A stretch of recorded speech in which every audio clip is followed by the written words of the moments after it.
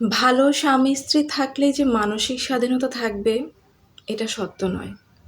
অনেক মানুষ পারফেক্ট ম্যারেজে থেকেও শ্বাস নিতে পারে না। সমাজ এখনো কখনো নারীর আনন্দকে সন্দেহের চোখে দেখে। বাইরে বসন্তের আগমনের আলো, নীল আকাশ, পাখির ডাক সবকিছু যেন প্রকৃতিতে নতুন এক বার্তা দিচ্ছে। জানালা দিয়ে প্রকৃতির এমন অপরূপ রূপ দেখে হঠাৎ রান্নার ফাঁকে মনে পড়ে গেল ক্যাট শোপার একটা বিখ্যাত ছোট গল্প, the story of an hour. রান্না যেমন সময় নিয়ে হয়, গল্পও তেমন একটু ধীরে ধীরে বললে তবেই তার মানে বোঝা যায়। সমাজে একজন নারী বাহ্যিকভাবে সুখী মনে হলেও ভেতরে সে কতটা স্বাধীনতার জন্য আকুল হতে পারে, এই গল্পটা না পড়লে মনে হয় বোঝার ঘাটতি কিছুটা রয়েই যায়। গল্পটি মাত্র ১ ঘন্টার হলেও এই ১ ঘন্টার মধ্যে আমাদের পুরো সমাজের চিত্রটা তুলে ধরে। গল্পের শুরুতেই আমরা জানতে পারি লুইস ম্যালার্ড নামে একজন বিবাহিত নারী হৃদরোগে ভুগছেন। তাই তার স্বামীর মৃত্যু সংবাদ তাকে খুব সাবধানে জানানোর দরকার ছিল। তার বোন জোসেফিন আর তার স্বামীর বন্ধু রিচার্ডস ওই ব্যক্তির মৃত্যুর খবর নিশ্চিত হয়ে ধীরে কোমলভাবে লুইসকে জানায় যে তার স্বামী ব্র্যান্ডলি ম্যালার্ড ট্রেন দুর্ঘটনায় মারা গেছেন। এই খবর শুনে লুইস প্রথমে স্তব্ধ হয়ে যান, তারপর হাউমাউ করে কাঁদতে থাকেন। তিনি নিজেকে সামলাতে না পেরে একা নিজের ঘরে চলে যান।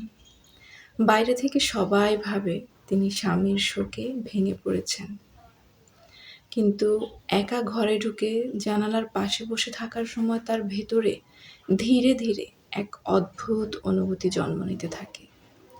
বাইরে বসন্তের আলো, নীল আকাশ, পাখির ডাক সব কিছু যেন জীবনের নতুন বার্তা দিচ্ছে।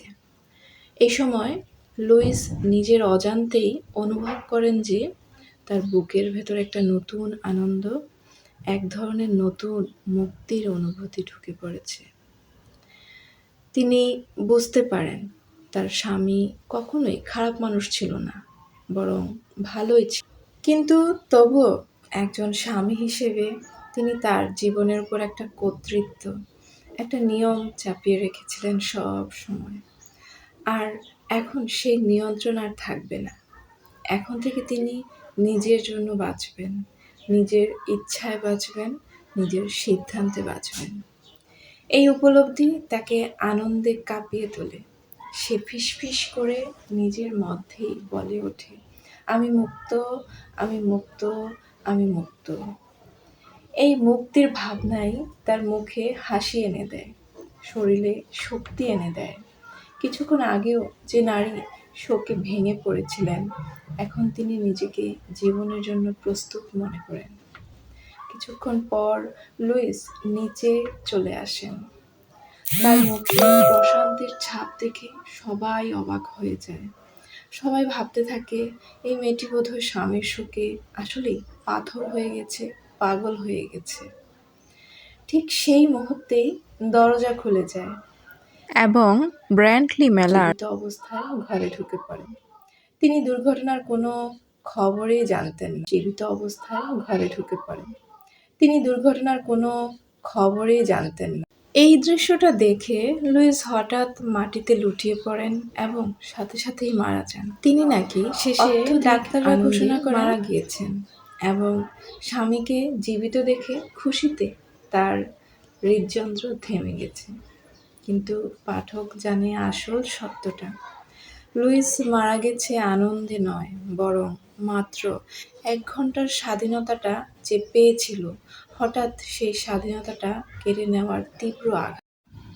এই মাত্র একটা ঘন্টাই তাকে সবচেয়ে বেশি জীবিত করে তুলেছিল। সে নিজের মতো করে একটু নিঃশ্বাস নিতে পেরেছিল। নিজের ইচ্ছাতেই মনে হয় যেন তাই হয়েছিল। এই গল্পটা ভালোও লাগে, আবার অস্বস্তিও লাগে। ভালো লাগে কারণ লেখক মিথ্যে সুখ দেখাননি, আর খারাপ লাগে তার কারণটা হচ্ছে একজন মানুষের স্বাধীনতা পেতে কারো মৃত্যুর খবর দরকার হয়? জীবনের সাথে এর মিল আছে কি? হ্যাঁ, খুব বেশি আছে। অনেকেই এমন সংসারে থাকে যেখানে কেউ খারাপ নয়, কিন্তু তবু মনটা কোথায় যেন আটকে থাকে। আমি রান্নার সময় প্রথমেই ঝাঁকঝুড়িতে রাখলাম সব জিনিস। টাকি মাছ, বড় মাছ, শাক, পেঁয়াজ, মরিচ, টমেটো সব আলাদা আলাদা ছিল। দেখতে খুব গোছানো ছিল। আমাদের জীবনটাও বাইরে থেকে এমনই লাগে। সব ঠিকঠাক, সব জায়গায় সব আছে। তারপরেও কি যেন থাকে না মাঝে মধ্যে। শাকটা আগে চুলায় দিলাম।